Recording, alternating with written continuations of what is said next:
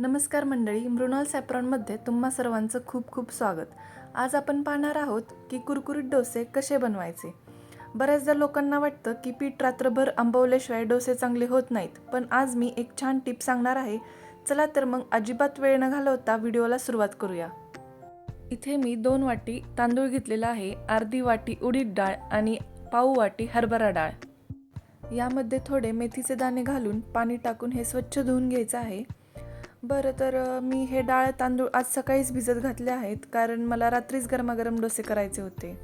आता हे आपण साधारण 7 ते 8 तास छान भिजत ठेवूया. आता डाळ तांदूळ भिजेपर्यंत आपण डोशासोबत लागणारी चवदार बटाट्याची भाजी देखील तयार करून घेऊया.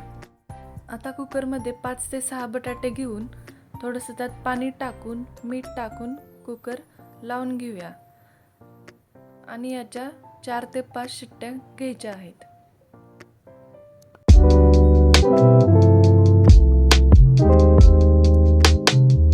बटाटे कुकरला लावलेले आहेत, तोपर्यंत आपण भाजीची तयारी करून घेऊया.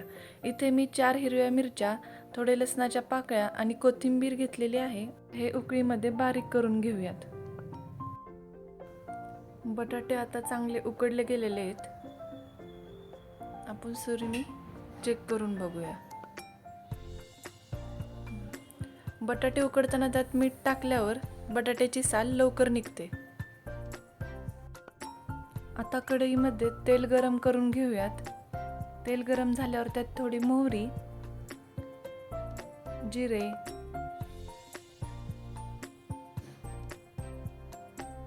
कढीपत्ता आणि आपण बनवलेले ते हिरवी मिरची, लसणाची पाकळी आणि कोथिंबीरीचं वाटण टाकूयात. हे छान परतलं की मग त्यामध्ये बारीक चिरलेला एक कांदा, थोडी हळद टाकून ते मिक्स करून घेऊया आणि कांदा चांगला परतला पाहिजे. त्यानंतर त्यामध्ये थोडी धना जिरा पूड पण टाका.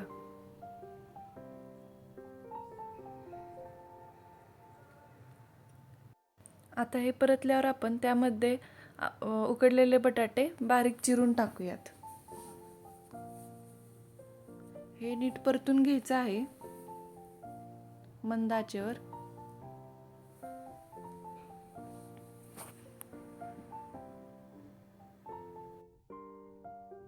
आता यामध्ये आपण चवीनुसार मीठ टाकून परत मिक्स करून घेऊयात.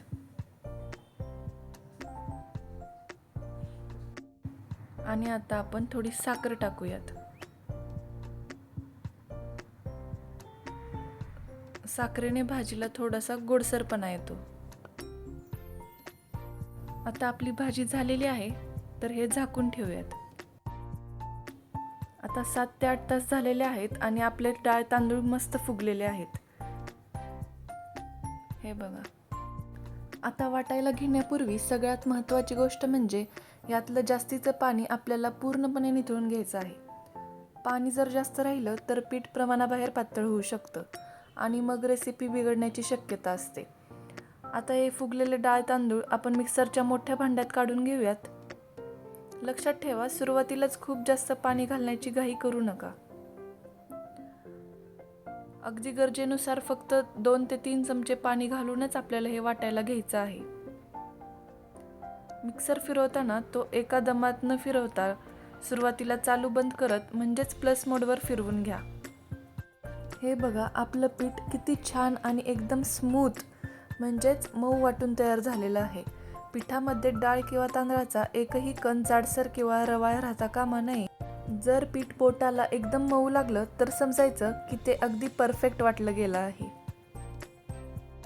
तर मग मंडळी, सकाळी भिजवून रात्रीच परफेक्ट डोसे बनवण्याची ही सोपी पद्धत तुम्हाला कशी वाटली कमेंटमध्ये नक्की सांगा.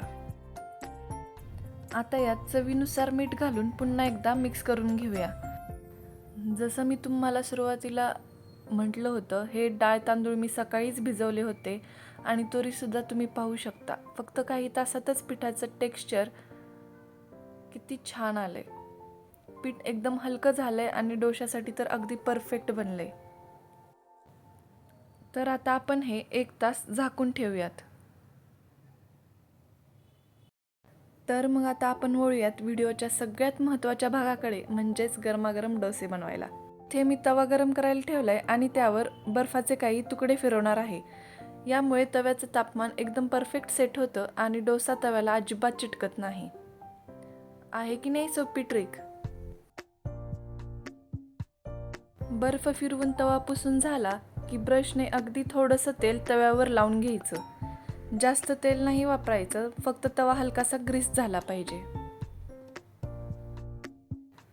आता बघा, डोशाचं पीठ पहिल्यांदा गोल गोल फिरवून छानपैकी मिक्स करून एक मोठा चमचा भरून तव्याच्या मधोमध टाकायचा आहे आणि हलक्या हाताने गोल गोल फिरवत छान मोठा डोसा पसरून घ्यायचा आहे. तव्यावर पीठ टाकताच बघा त्याला किती सुंदर जाळी पडायला लागली आहे. फक्त काही तास भिजवून सुद्धा पीठ किती अप्रतिम झालंय. गॅसची फ्लेम मीडियम ठेवून डोसा मस्त कुरकुरीत होईपर्यंत भाजू द्या. वाव, किती मस्त सोनेरी रंग आलाय आणि जाळी तर बघा किती भारी पडली आहे. चला तर मग गरमागरम डोसा आणि आपण आधी बनवलेली मस्त खमंग बटाट्याची भाजी प्लेटमध्ये वाढून घेऊया. डोसा इतका कुरकुरीत झालाय की तोडतानाच समजतंय. भाजीसोबत याचा एक घास घेऊन बघते. नक्की करून पहा आणि व्हिडिओ आवडला असल्यास चॅनलला सबस्क्राईब करायला विसरू नका. धन्यवाद.